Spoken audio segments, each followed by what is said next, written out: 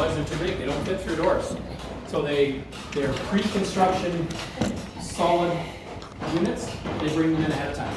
If you have to do it after the fact, so some people say, well, I'm gonna rip that tub out of there. It's like, okay, you're gonna have to cut it out because it's not going through the door. It came in before this place was built properly. Oh, I get it. Okay, right. So again, it makes it look smarter. The older ones or the construction ones are split down the middle, so they'll actually have a split down here. And now you can take it out in 3 pieces. You can turn them and lock them over the doors. But as long as they're solid units like that, they have to be in pre-construction. So beside Carrie, you've got a roughed-in central back unit, and they'll rough in. Just about every house will get roughed in for central back, and the pipe will be downstairs somewhere as to where they're going to go, either there or into the garage. She just texted you. Okay. She's texting on my phone. Yeah. I was gonna answer, but then.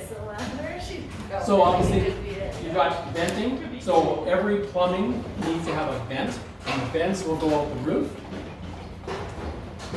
somewhere. They'll be attached, and it goes out there. The reason it has to be vented is because you are putting water down and you're displacing air. So it needs to be able to draw air in. Again, you want to sound smart to your clients. On the outside of there, if you see it frosted up, start to be a little concerned. If you see a big ball of ice on it, be very concerned, because without that air going through there, you will get sewer gases into the house. To fix that, you take a kettle of water, you go up on the top, and you pour hot water down there, and it'll melt it, and then you can start from scratch. Okay? If you go and bang on it, you'll break it off. So go with hot water and melt it down, and then, because it'll run through, and then it'll run through, it meets up with the rest of the stuff, and it won't be a problem. So it won't hurt anything, but if you hear people that are covered with snow or covered with ice on their vents, you'll be able to see from outside, it's something to always be cautious of. So again, in November, December, January, probably January, February, is if that email went out to your clients and saying, you know, take a look at your vents, make sure that nothing is obstructing them.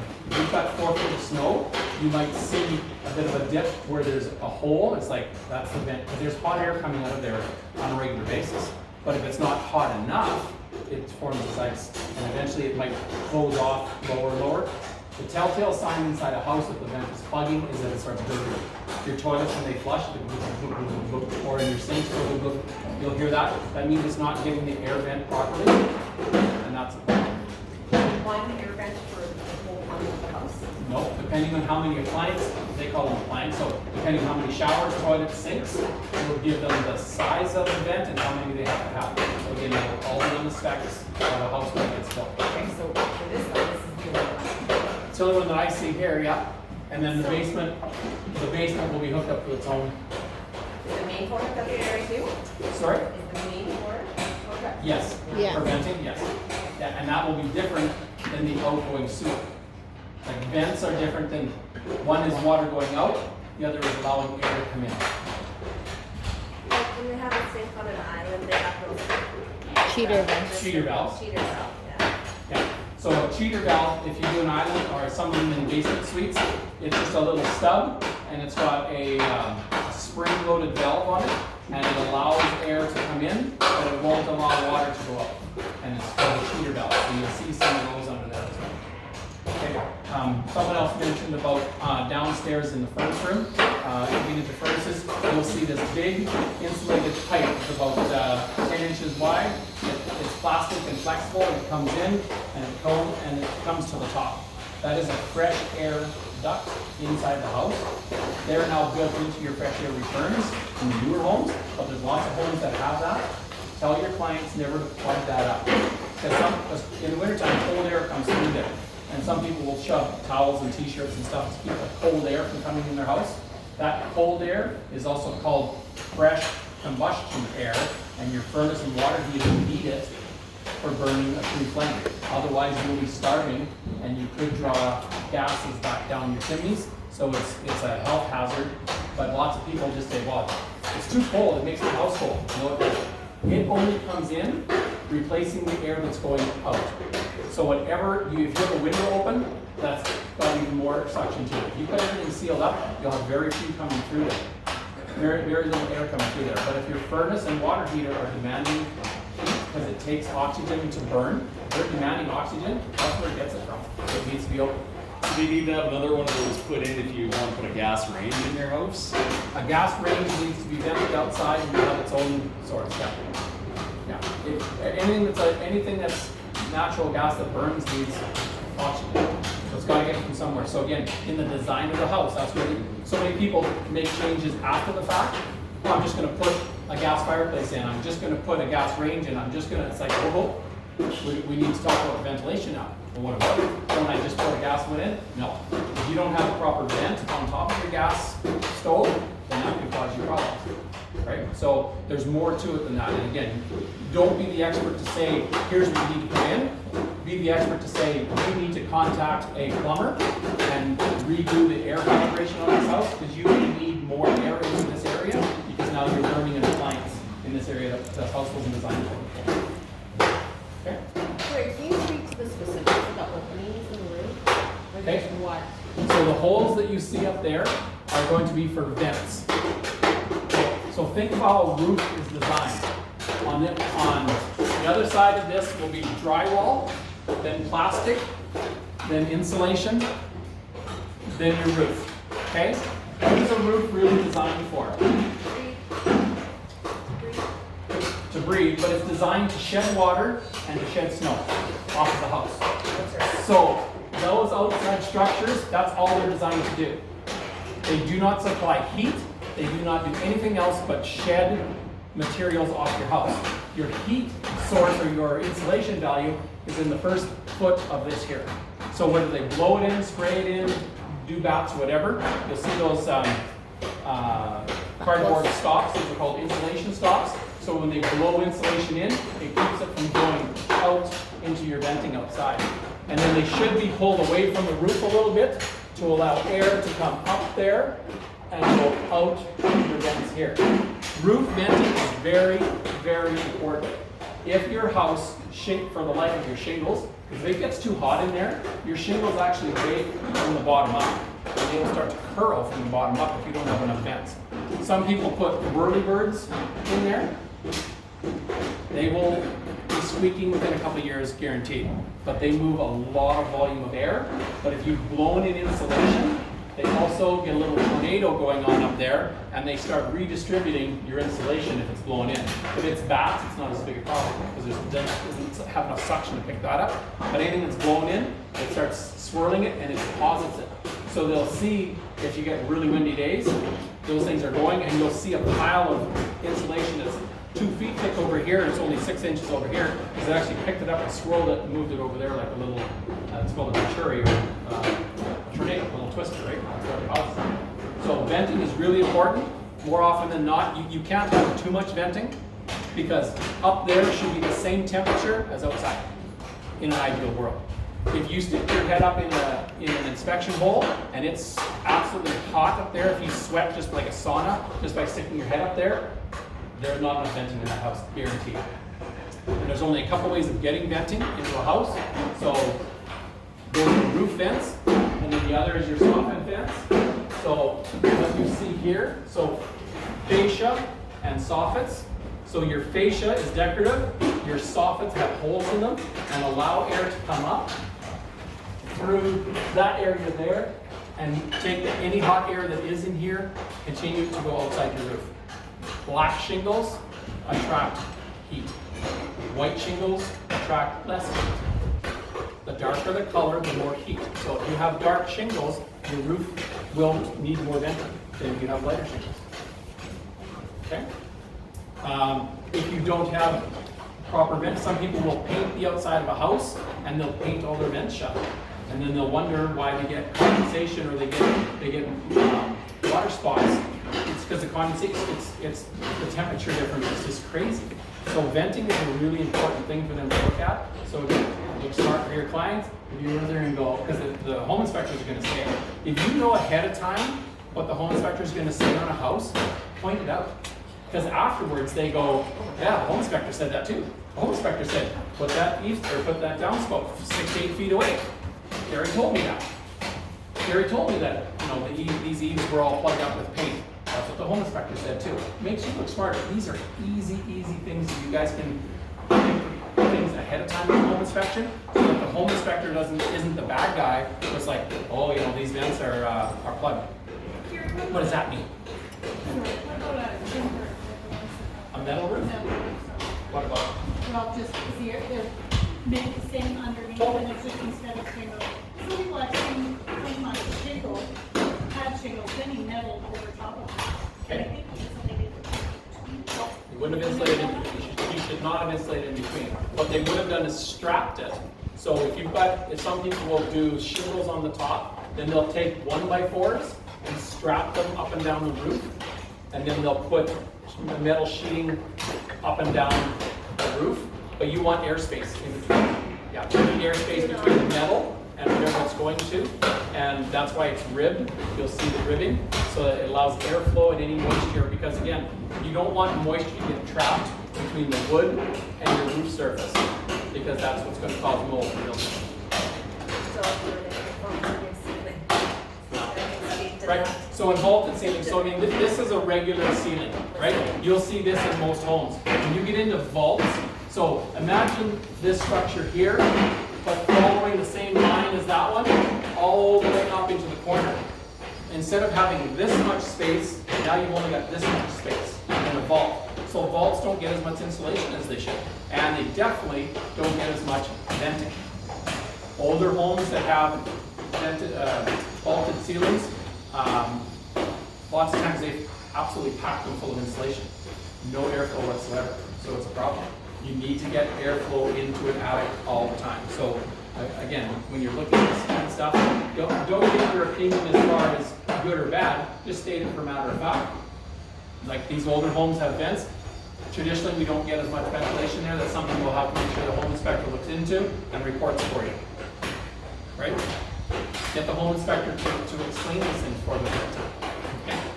So I've seen, you know, like in a ceiling house, so we're sitting there in the inspection and they explain, the home inspector explains, well, this is how the vault works. And you're like, well, did you look in there? And he's like, well, can you get rid of stuff?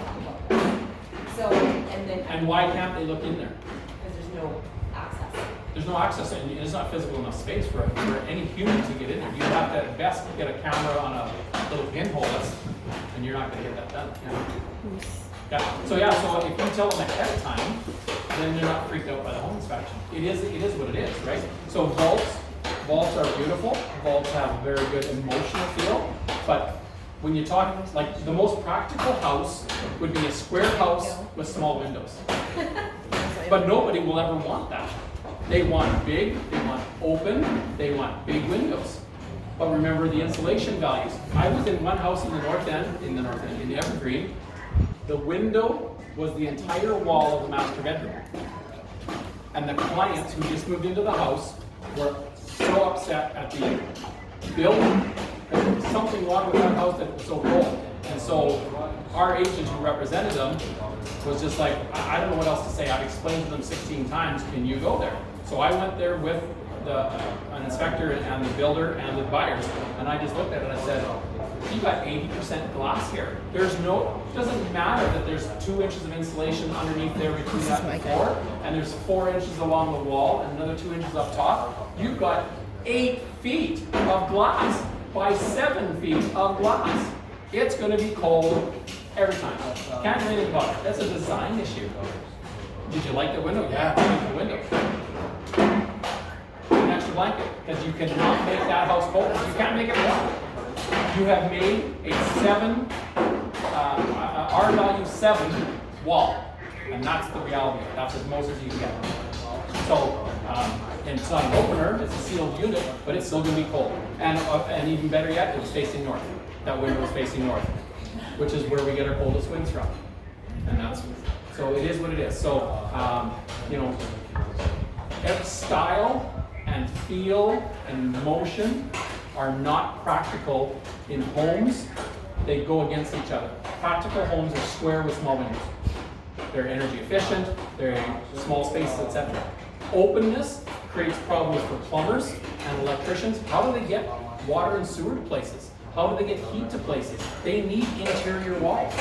So what some of them have done on the main floor, where you've got a completely open floor, is they'll actually run a second wall inside an outside wall. Because they cannot put plumbing in an outside wall, it'll freeze. So they build a wall, drywall, then they put a second wall right against it, and then they run all their plumbing and ductwork up there. So you don't, from the inside, you don't see it. But if you were to measure the outside, you're like, yeah, I'm missing 8 inches. Where'd that go? 2 by 6 and some drywall, and yeah, no, that's where it is. And they've actually run it from the outside, and the farther your rooms are from the furnace, the colder your rooms are. So again, when people are saying, well, the furnace is down in that corner there, you think this bathroom's going to be cold? Might be. Think this bedroom's going to be cold? Well, it's running the farthest from there. Could be. Do you think we can take this wall out? I don't see how other ways you can get heat there. Chances are there's heat running there. Chances are there's venting in there. Really good chance there's electrical in there. If you come here after the electricians are done, just about every wall has electrical in there. Electrical is easy to move, way easier than plumbing, way easier than heating. But that's why I want you guys to see these things, so that you can get an idea what these look like behind the drywall, so that you can talk educated to your clients. Tyrannical wall, north wall, my bedroom floor, and my clothes in the dresser. It's cold. It's cold against the north wall. Could the drywall come off that you could spray in? Insulation? You can track how new the house is. So that's the Okay, so it's already 6-inch wall, it's already got insulation there. Well, yeah. We don't live in the Bahamas. It is, I mean, even the best wall, even the best houses, you'll have cold. If there's lots of insulation, it'll be a little bit warmer. If there's lots of wood.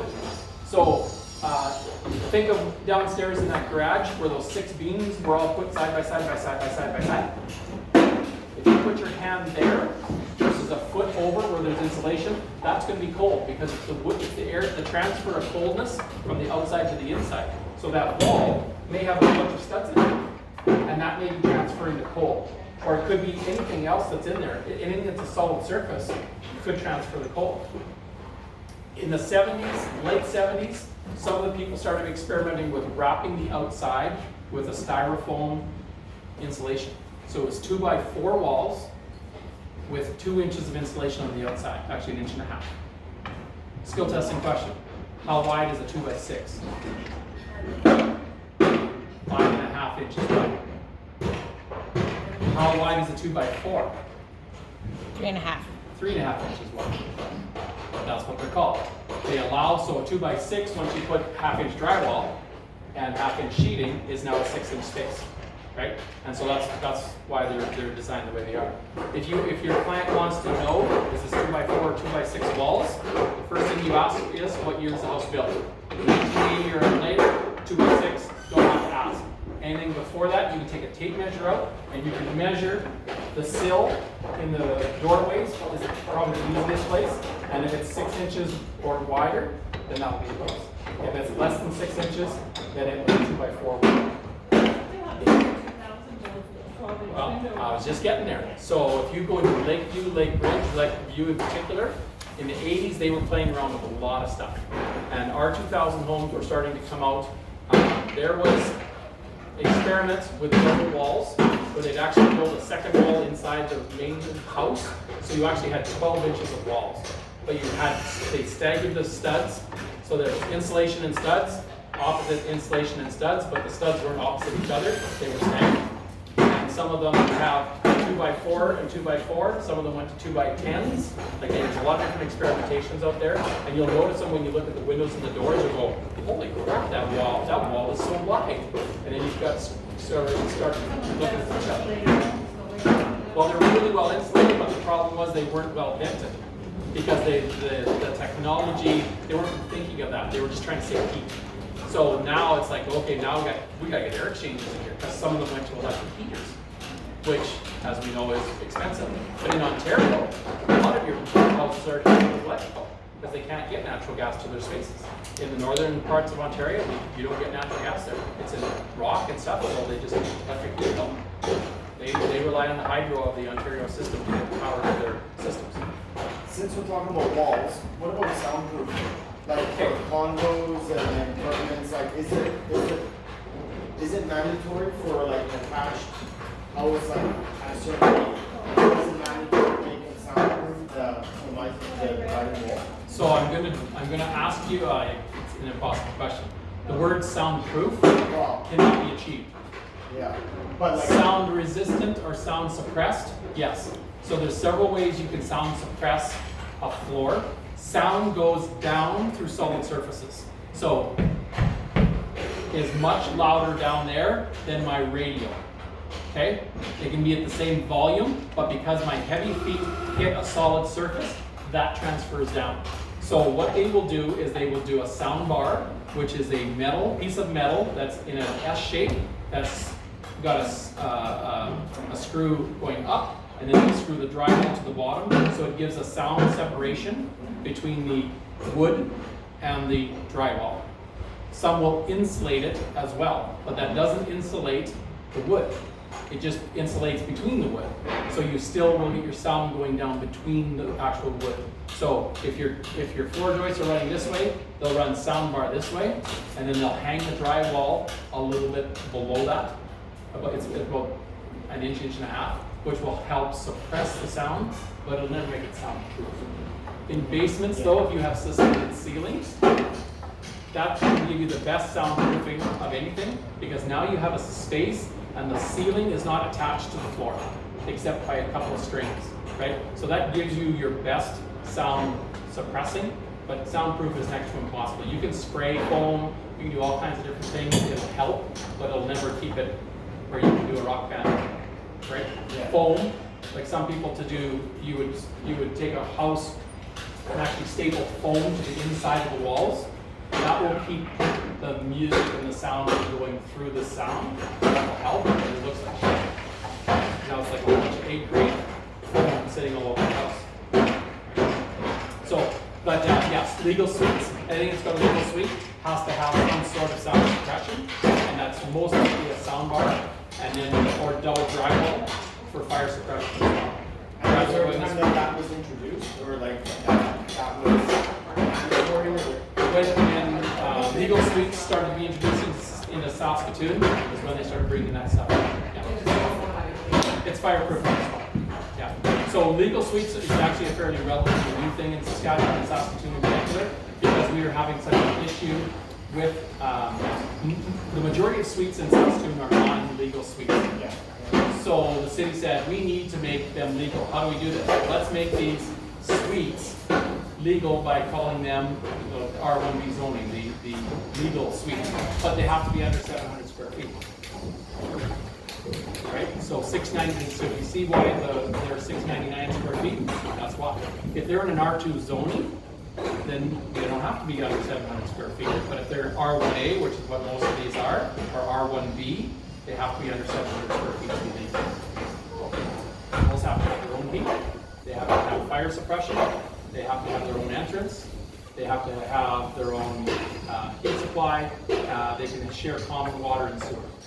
Sorry, when does it not have to be under 700? If it's a duplex like an R2 zoning, so if I lived in a house that was a 1,000 square foot bungalow in Market Mall area that's zoned R2, I could likely make that a legal suite that was like 900 square feet if I wanted to. Because it's zoned R2, it allows 2-unit dwellings. I would have to bring it up to today's current code, but it could be bigger than 700 square feet. You would still have to have separate heat, all the rest of kind of stuff. But all these R1A zonings are the ones that have to be 700 square feet. Okay. Good. Those aren't 2x6s. What are they? Anyone want to? It's engineered something. Parallel? And why? Tech lamp, LVLs, there's lots of different names for them, but it's a laminated beam Height. because of the length. Yeah. Because they go from the main floor, they go like 20 feet. So to get the strength that they need, they put those in. Otherwise, they would have to break it off at the main floor and then rebuild another one on top of that. And they wanted it one continuous piece all the way up. So, again, good workmanship, good building. Question? Okay, what do you think is going to go in that closet right there? Laundry room, yeah. What do you think this is going to be? A drain. An overflow drain. In case of main floor, in case the water goes up on the washing machine. You do not find this in all places, right? So again, if you see a second floor laundry, those are things to comment on. Oh, it doesn't have a drain, or it does have a drain. It's got a drain, that's a really good thing. If it doesn't have a drain, it's not the end of the world, because it's, washing machines don't overflow every day, but when they do, they make a hell of a mess. And from here, if this overflows, guess where it's going? Down there. Hardwood floors, or wherever it's going, right? When they go, the valve just stays open and it just keeps filling. That's what happens. If a hose breaks, so always tell your clients when you're going on holidays, to make sure you shut your water off in your house, or at least shut it off on your toilets and your laundry, because those are the only ones that have full power all the time, and the valves on them don't get used very often. So sometimes it's really tough to open and close them, but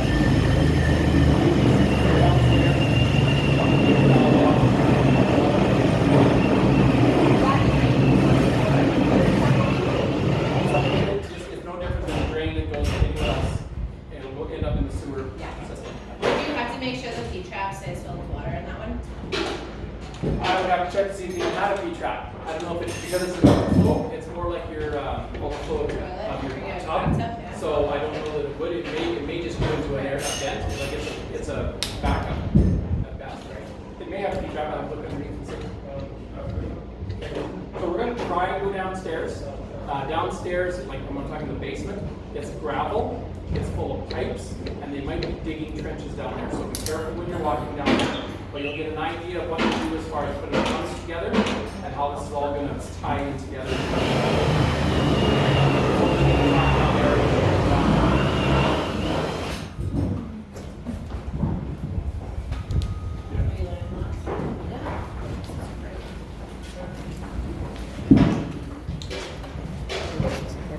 No, I'm just carrying it down.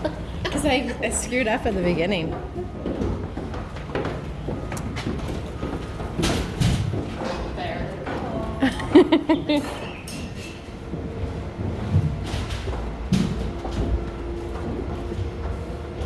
I'm gonna video my son.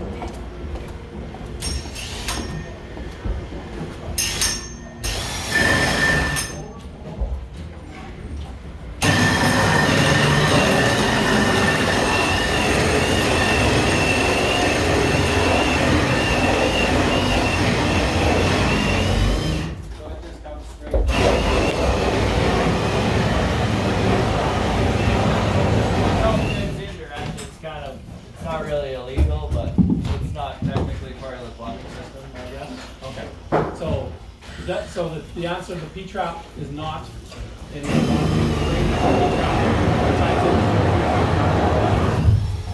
Okay. So all of the plumbing and all the venting all has to be attached, and it all ends up down in this basement. Notice in that far corner, you've got the incoming water, and I don't know if you can see the sewer. Yeah, you can see the white tube there is the sewer that's going out. So that's where that ditch that would have been dug comes into that corner of the house. So all water and all sewer will end up going into that corner of this place. Incoming water, outgoing sewer. You'll see that the black on the inside of the walls is a tarring. So when you do a basement, you have two options. You can do this black tar for insulate or for vapor barrier, or you can do what's referred to as the double plastic method. So they put plastic on the inside, then they put studs, then they put plastic on the outside. The only difference is the inside plastic, above ground, they have to splash the plastic and leave it open because there could be some moisture that gets between the plastic and the outside wall, and they want that to be able to break a little bit. So it'll be plastic, insulation plastic, or this.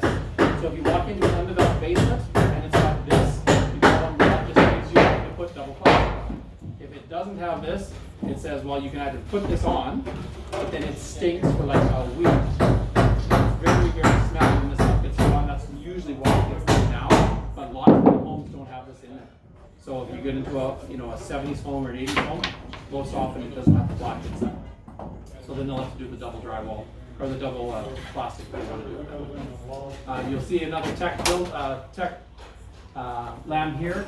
So multiple layers, nailed and screwed together, and that creates a beam with steel posts. Okay. The thicker this is, the stronger this is, the farther these posts can be apart. These eye joists allow spans farther than ever before. Before, in the older homes, every 8 feet you had to have support. The old spruce wood, that kind of stuff. The thicker the wood, the farther you could go. When they design these now, they're able to go 20, 30 feet without support if you go to the thicker beams. So it really helps a lot in the technology of opening up spaces, opening up main floors of 2 second floor homes, and opening up basements. There is no load-bearing walls in a basement. So if someone asks you, can I take this wall out of a basement? Yes, you can. There may be a beam there, but that's it. Everything else, there's no structural, everything else can be partitioned in as you see fit here. How often would you recommend a client tackle these concourse or have a professional do it? Just in the clay soil conditions, because I'm finding that in Yeah, in Saskatoon specifically, not very often. In Regina, friends of mine go, it's yearly. Oh, okay. Because they're in heavy clay in Regina and it's going constantly up and down. Rosetown may be in that same situation. So you have to, I always say, depends on how good your doors open and close. If your bedroom doors and bathroom doors are starting to pinch on a regular basis, chances are by giving a quarter turn here or there, you're going to adjust that house. It takes months to make something go up or something go down. It's not something you just crank and suddenly it drops. So you give it a quarter turn and then you let the weight of the house settle everything and you check the door a couple days later and you give it another quarter turn until it gets dropped down. And you'll hear some creaking and cracking as it moves because it's the nails and stuff starting to move. What kind of professional would do that? Where did you get that? Someone with framing experience, a framer, can do it because they are the ones who set it up in the first place. But there's companies in Regina, for example, there's companies that do it, that's their full-time job, leveling houses. In Saskatoon, you'd probably be hard-pressed to find anyone because hardly anyone does it. We have much more stable soil here than anywhere else. So you'll notice there's 2 panels down here, one's for the suites and one's for the main floor. Again, more and more often you're seeing the suites get their own electrical in their own suite. It's not mandatory, but it's smart. And so hopefully more and more that's going to happen. They'll also have their own laundry services in here as well, hopefully, and it's most likely be stackable in a laundry room somewhere or a small closet. That big black box over there, that is a sump pump. That's what you see from the outside. So it looks like that's where they most likely will set it up somewhere in this house. Likely they put them under stairs, they like to do that, and then they'll vent it out. In fact, I might be seeing, that might be what they're gonna hook up that black pipe to vent it outside and to pump it outside. They'll have a check valve in it. So as water goes up, it gets past the check valve. When the pump shuts off, the water doesn't all come sucking back again. It'll stay there, it's primed and ready to go so that when the more water comes in, the pump just starts and it's not just hitting the air. Other than that, as you see, like a basement, so they will literally, they'll drag the gravel away and they'll start cutting for all their floor drains into this floor. Then they'll put all the dirt back, put all the gravel back, and then the floor gets poured after the fact. So that's why you don't see these pads or the bottom of these teleposts, because you got to think of the floor is actually going to be about 3 inches taller, 4 inches taller than this right now after everything actually gets done, which is starting to get tight as far as seating is concerned. If you got in-floor heat, they would run the in-floor heat back and forth, then they put the cement on over top. In-floor heat requires a minimum of 4 inches of concrete, where regular floors are only 3 inches of concrete. So for people who get into in-floor heat, they go, ooh, this is really cool. And you go, yeah, and you get thicker concrete. What's thicker concrete mean? Less chance of cracking. In Saskatchewan, there's two types of concrete. Concrete that has cracked and concrete that's gonna crack. That's the reality of it. So don't be scared of cracked concrete. In a driveway, in a wall, wherever it is, it will crack. Remember what I said at the beginning? 40 degrees above, 40 degrees below. It has water in it. It dries, but it is a product that will move. So when your clients, what are good and bad cracks? Common cracks are going to come out of these corners because they're a weak spot. So if it's a little corner like that, not a big deal. It's not going to penetrate water. Okay? Even if a crack goes all the way from here to here, the chance of it having water is very slim. But that's what everyone's concerned about. If it's properly sealed on the outside and properly sealed on the inside, you won't get water through there. The ones to be concerned about would be something that went from here to here. It's called a horizontal crack. Horizontal crack means your wall is buckled. Okay? The rest of them are just a freeze-thaw crack. So a crack here does not mean your wall is buckling at all. Here it is. Greystone, Grosvenor, University Heights, there's some pretty gumby land in there. You definitely will see some cracks in there. But to fix it, it's not complicated. So don't, again, right? Engineers, you get an engineer to come in, do the measurements of it. If it's deflected, so meaning if this is 0 and it's moved over ½ an inch, if it's deflected a ½ an inch in, they will require a secure system. They'll secure something to your top here. They'll secure something to the bottom, usually by using pelty guns, and it'll look like a wall. And they will use pressure treated 2x6, 2x8, or 2x10s to create another wall inside the wall that is secured to here and secured to there. To take the pressure off of this wall and keep the wall from moving in any farther. And then you just insulate, drywall it, and away you go. So they'll build a wall within a wall. So when you see a concrete crack, like you've never, ever, ever seen a house fall into its own basement, no matter how bad the basement is. So when people get spooked about a basement, it's like, okay, it's fixed. Worst case scenario, absolute worst case scenario, you can lift the house, dig the basement out, put a new basement under it, drop the house on top of the basement. Worst case scenario. I've seen it happen a couple times, but that's drastic. And what dollar? I know it's 60 to 100 grand. Yeah. And because what they do is actually pick the house up, move it to the backyard, dig it, move it back. So it's a moving cost, but they only have to move it on slides, the length of the house, just to get rid of it, right? Unless they're like making it bigger, then they might have to get off. But they'll just move it to the back of the lot. Just on Main Street in Albert, there's a couple of houses that they did that to. We watched them do it. Picked the house up, moved it into the backyard, dug in the hole, they put an ICF basement in, moved it back on, set it down, fired it back up again. That house is good now for another 100+ years. Do you know what an ICF basement is? Right, so it's foam with concrete in the middle of it. So I was asked this question the other day by one of our agents. He goes into a house and says, the old listing shows that this is an IFC block basement. I don't see foam anywhere.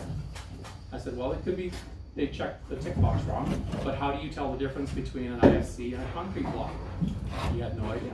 I said, okay, so think of a concrete block. Everyone think of a concrete block. It's about 1 foot by 2 feet, and has holes in the middle of it, like Lego. Well, that's concrete. Think of that in foam, okay? That will give you an idea of what happens. So what they do is they take these chunks and they build them like Legos, but there's a common core hole all the way from top to bottom, all the way around, and they pour cement into those holes.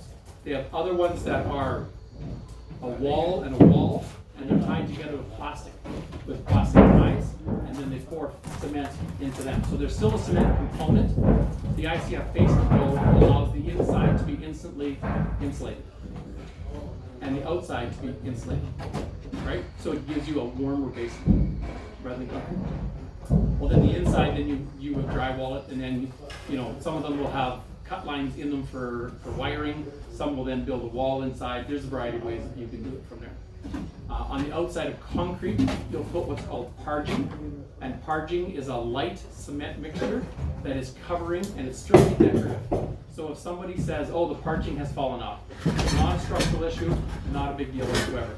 Lots of people just paint the outside of concrete. Yeah, there's some, there's a lot of builders not using parging, right? Yeah. Because of the issue. The misconception of my basement is cracking. No, it was the parging that cracked.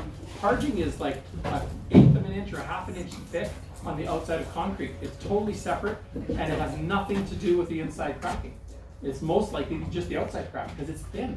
And if someone hit it or a beam expanded and popped it, it has nothing to do with basement structure whatsoever, but people would freak out if they see cracks in parging. It's just parging. 100% decorative. Can take a hammer, knock it off, put new stuff on, done. Parging does not stick to this shit. So the problem when they put this stuff on, if they put it too high, parging won't stick to it. So we've seen that with lots of new home builds as well, where they'll actually go into it and go, why is that black there? You got ground, you got black, and then you got parging. Well, it's because the parging won't stick to the black. Some will attach the parging to the black, and when it falls off, they're like, oh, my parging's falling off. No, shouldn't have never been there in the first place. Build your dirt up to this level, because that's what it's designed for. So just build the dirt up from there. Okay, how are you doing so far? I want to make sure I get through all this stuff. My brain's mush. Your brain's mush? Yeah, I think I'm out my limit. Yeah, the end is open there, yeah. Second floor, installation stops, floor, staggered walls, rim joists. Rim joists, okay. The last change that they've made that's kind of a newer technology is called insulated rim joists. So before, when they put a rim joist on, and the rim joist is the outside thing that goes around the whole outside of the house, right above the basement, those were just wood. And they had to be then insulation put inside and or spray foam. The newer technology is called an insulated wood joist. Insulation is sandwiched between two pieces of wood there right now, all the way around the house. So it already gives it its insulation value, so you don't need to do it. So some. Up there. So, sorry. Is wood R12 typically like a 2x6 is that? Or do you It know? wouldn't be R12. No. I don't know what wood would be as far as an R value is It's not concerned. great. Well, it's not great because it's a solid surface, right? So it's like a window. It's like insulation needs to have airspace between it. That's the key. But a rim joist, some home inspectors were mistakenly saying, oh, all your rim joists need to be insulated. And then they go back and it's like, there's a stamp that'll say right on there, if you look, there'll be a place that'll say insulated rim joist. And we've had that case a couple times. It's like home inspector's wrong. So we're not saying that home inspectors don't know what they're talking about. 99% of them they do, but they do make mistakes sometimes. So I'm not saying to challenge them, but investigate what they're saying. I had one on a home inspection on the condo on Heritage. Fireplace doesn't work. It's got to get a new one. I changed the switch. The electrical switch that turns it on. Took it out, took the screws out, one flick, flame was on. They guesstimate themselves as to what they're actually seeing. They're trying to explain what they can't explain. So they make shit up. And that's the biggest frustration for you guys as agents when you see, and that's why when you get a home inspector that you trust, that's the guy that you stick with or the girl that you stick with, and you have to trust their opinions. Because if you go from place to place to place, there was one home inspection that I did that I had a chat with the guy afterwards, and I had a chat with the agent afterwards. I said, he's saying that's wrong, and he's pushing this onto the client, and so the client doesn't know any different. But he's an inspector, so they expect him to know. And who that is, so we know not to use it. Well, he didn't know the difference between aluminum wiring and how you can find aluminum wiring in a house. You know, on the side of the wiring it says aluminum, and in the name of the wiring it says aluminum. Also, like how they deliver their opinion, right? Like, Totally. because a lot of times it is their opinion. Like, I think it should be this, but some of them are like, this is the way it's supposed to be. Right, so you can challenge them and say, are you saying under no circumstances this would be the case? Or is that your opinion? Or do you know for a fact? Because I want to build it on facts, right? We had one where they tried to do a home inspection. I just got a call yesterday, and they couldn't get the fireplace to work. Okay, so we said the fireplace needs replacement. Okay, I called the guy, the plumber, and I said, what do you think needs to be done? He goes, what's not working? It won't flame lit. I said, well, then it needs a new pilot light. So good. To keep the gas on. It's like a $60 price. But he was already throwing the whole fireplace out. Like, there's usually parts that fix those things. An LG furnace, if you hear of an LG furnace, it's an older Lennox furnace, very notorious for crackling exchangers. We had a home inspector who insisted that furnace be replaced. And when the agent challenged him in front of his clients and says, so are you telling me that this has a crack in it right now? Nope. You've done a carbon monoxide test? Is it leaking carbon monoxide? Nope. So you're saying currently it's functioning as it's supposed to? Yes, but, no buts. We can speculate what could happen to anything. The water heater could break tomorrow, the washing machine could flood the next day, and the fridge could quit. Anything can happen. We could get a storm that floods the entire basement. We need to know what is happening now, then let me as the agent and my client discuss the chances of further issues. But when you blow it up as a home inspector and make this into a big thing, you just scared this person who's just invested $300,000 of their hard-earned savings the first time in their life, and they're looking for any answers, and you just scared the crap out of them, and you have no idea what you've just done to that person. That's the delivery part of a home inspector that is missing out of 50% of the home inspectors. So I have 2 home inspectors that I use and I trust religiously with 2 different companies, so depending on the times, who's busy, etc. So, and Darcy's one of them, and so if you guys haven't used Darcy, very knowledgeable, but honest. He will not, if he doesn't know, he'll say, I can't say for sure. It could be this or it could be that. I can't open up the wall, so I can't tell you for sure. We get permission to open up the wall or permission to do this, now I can find out. So between Brad George with Pillar to Post and Darcy, that's who gets all my business. Because I've seen and I've read some of the reports that some of the other guys give. Oh my God, it's scary. What they will say and what they'll report to the buyers, and what we end up at the brokerage side. When people get into arguments, it's usually over comments on the home inspection side. And they can't prove it. They scare the crap out of them. So, this today isn't about making you construction techniques, but it's to give you some basic knowledge so you understand, so when you get these home inspections, when you're talking to your clients, you can be educated as to what's going on. Some of you, Lynn, how many times is this for you now? 2 or 3? I will my third, yeah. Third time? It's okay to come back a second and third time. There's a lot of information. I didn't get this all overnight. Where did I get this from? Frank Brown, home inspector. I would go there at the start of his home inspection, even though my clients were coming for 3 hours, and I would say to him, Frank, I won't say a word, I'm just gonna follow you around, and I'm gonna learn what you do. You talk to all kinds of people in this business stuff. That's how you learn shit. Most home inspectors don't want you there because you're bugging them, but just leave them alone, let them do their thing. But watch what they're looking for. They will give you some tidbit. Be there for your home inspection reports to your clients and learn things. And if you can get a chance to be with a builder, get with a builder and ask questions. I was fortunate enough in Silver Spring, houses were being built like crazy, and I worked for a couple of builders at the time. I went into everyone's house. Even if we weren't building it, I'd go in there. I would pretend I was a banker, I didn't care. I just walked in and they really didn't care who I was. They'd let me go in and I would look at how things were being built. I could tell who were good builders and who were not good builders and how things were looking. And I'm like, this is really good. And it's like, oh my God,